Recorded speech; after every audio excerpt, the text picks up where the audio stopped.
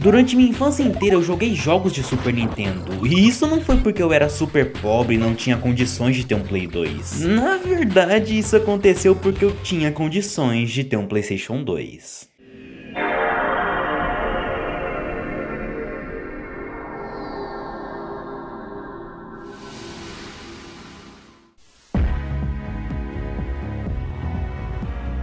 Acho que muita gente teve um arrepiozinho na espinha só de ouvir essa música, e bem, eu sou uma delas. Esse DVD me deu a oportunidade de conhecer clássicos incríveis como Donkey Kong.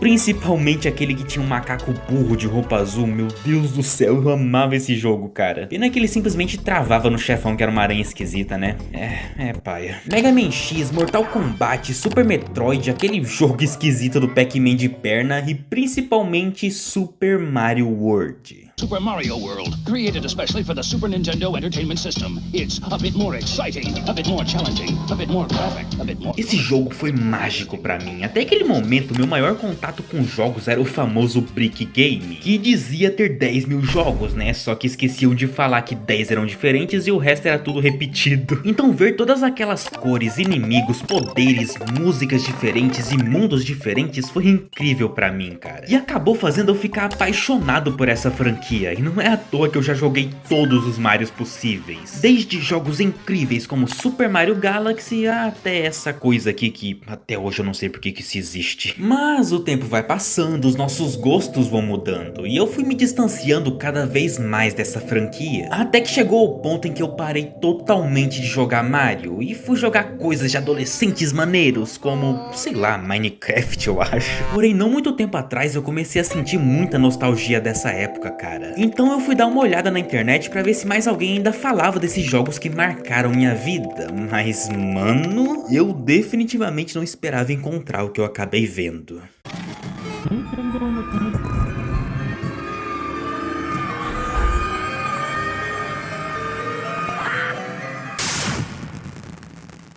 Do dia pra noite, algo que era super inocente começou a criar uma aura mística em sua volta. E aos poucos foi se tornando algo assustador no olhar de várias pessoas. E cara, eu fiquei sem entender nada na hora. Como que as pessoas começaram a sentir medo disso? Tipo, é Mario, cara. Como que você fica com medo de um velho de meia idade usando roupinha de gato? Tipo, não faz sentido, cara. Então depois de ficar um tempo pesquisando e tentando entender o que tava rolando, eu percebi que boa parte dessas coisas assustadoras estavam bem mais concentradas no Super Mario 64, o primeiro jogo 3D da franquia. You wanna see something really cool? Check this out! Whoa! What am I, a monkey?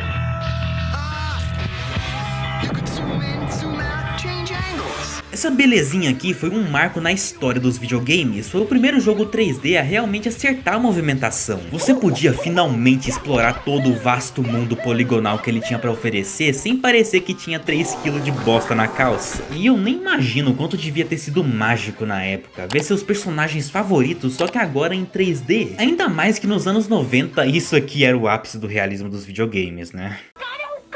Só que pelo jogo ser muito experimental na época e também pelas limitações do console, o jogo hoje em dia tem uma vibe um pouco estranha. É um pouco difícil de explicar em palavras, né, mas tipo, todo lugar desse jogo te dá uma sensação de que tem alguma coisa errada.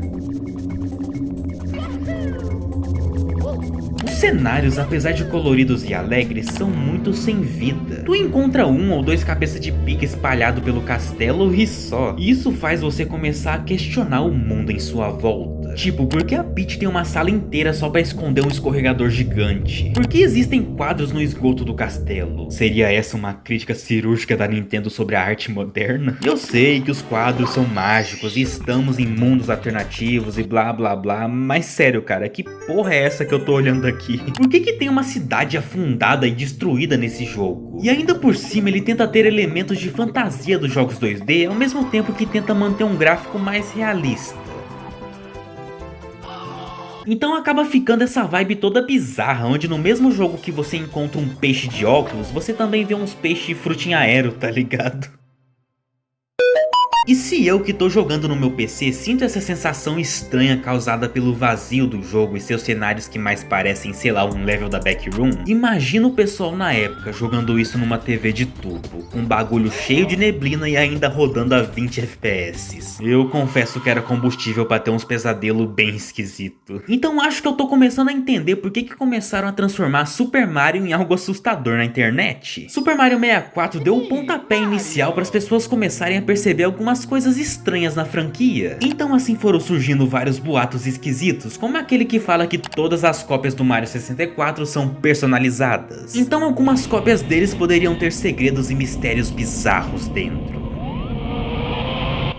E também alguns ARGs começaram a surgir, sendo o meu preferido Super Mario 64 Beta Archives, onde de começo parece só um canal dedicado a salvar coisas antigas sobre o desenvolvimento do jogo, como músicas nunca lançadas, renders em 3D, gameplay das primeiras alfas produzidas e por aí vai. Porém, quanto mais os vídeos vão sendo postados, mais estranhas as coisas vão ficando. E você começa a perceber que tinha muita coisa esquisita rolando por trás daquela parada. Eu não vou dar spoilers aqui porque eu tô pensando em fazer um vídeo só sobre ele, cara, mas é sério, é muito bom. Óbvio que isso não ficou só no Mario 64, o horror se espalhou para outros jogos, como é o caso do Mario 85 PC Port,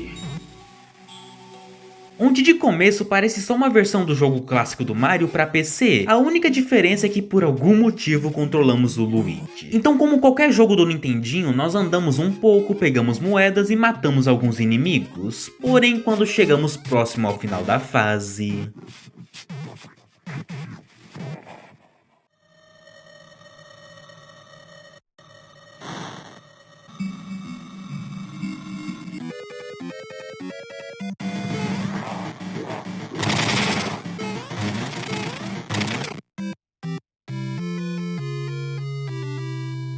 Eu sei, é um pouco tosco, mas ainda assim é legal ter esse tipo de reimaginação macabra desses clássicos que mudaram o mundo dos jogos pra sempre. E olha, eu confesso que eu menti um pouquinho sobre a inocência dessa franquia, ela nunca foi completamente livre de mistérios bizarros.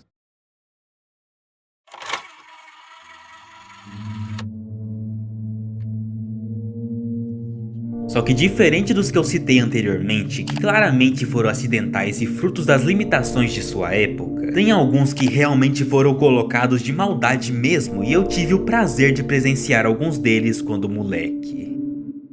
Já que o Nintendo Wii foi meu segundo videogame, eu lembro muito bem de estar jogando Super Mario Galaxy à noite e pensar: nossa, que jogo bonito, o que será que tem no horizonte dessa fase? E quando eu mexi um pouquinho a câmera para admirar a beleza desse universo... eu vi essas criaturas me observando e não importava onde eu ia, elas sempre estavam lá, estáticas, com um olhar vazio e macabro, como se estivessem olhando diretamente pro jogador. E as coisas só pioraram quando eu fui pesquisar na internet o que foi aquilo, e eu descobri que o nome dessas coisas eram árvores do Vale do Inferno. Meu irmão, eu nem preciso falar que depois disso eu fiquei sem tocar no jogo por uma semana por medo desse negócio, né? Também tinha aquele Lago das Lágrimas do Super Paper Mario de Nintendo Wii, que meu Deus do céu, como que isso passou num jogo infantil, cara? E antes que comentem, eu sei que não é só com Mario que isso aconteceu. Até hoje eu lembro de real não conseguir dormir com medo daquele Pokémon amarelo esquisito que hipnotizava as crianças. Away from home, now let us run. With Hypno you'll have so much fun. Cara, aquilo é realmente bizarro até hoje em dia. É uma das poucas creepypastas que realmente eram assustadoras e que faziam um certo sentido. E pensando bem agora, isso de transformar coisas da sua infância em histórias de terror macabras não é algo de hoje em dia. Sempre existiu, a diferença é que antigamente a internet tinha toda uma magia, era algo muito novo e pouca pessoa tinha acesso. Então não tínhamos muita noção do que era uma creepypasta ou um ARG. Então o pessoal só via essas paradas e pensava: ah, se tá na internet é verdade. E é por isso que muita gente, incluindo eu, achava que ia ser sequestrada por um Pokémon se escutasse a canção de tininar do hipno de noite. Ou que sei lá, o Sonic ia puxar meu pé de noite, o Bem Afogado ia aparecer na minha casa e me comer todinho, essas coisas toscas aí que só criança antiga tinha medo. Óbvio que isso não afeta o legado de nenhum desses jogos, os momentos mágicos e incríveis que tivemos com eles nunca se apagarão ou serão estragados. Eles ainda vão ter um espaço quentinho em nossos corações. Eu fiz esse vídeo só pra falar um pouco sobre esse lado mais obscuro dos jogos antigos, já que coisas realmente assustadoras e legais da internet dos anos 2000 estão perdendo espaço pra coisas como essas. Então é sempre bom relembrar dessa época mais nostálgica das nossas vidas, não é mesmo? Se tu já teve alguma experiência assustadora com seu jogo favorito que não era inicialmente feito pra ser um jogo de terror, ou achava que alguma creepypasta antiga era realmente verdade, comenta aqui embaixo no vídeo porque vai ser bem interessante saber um pouco mais sobre a experiência de vocês com esse tipo de coisa. Então é isso, muito obrigado por ter ficado até aqui e vejo vocês quando eu tiver com vontade de fazer outro vídeo.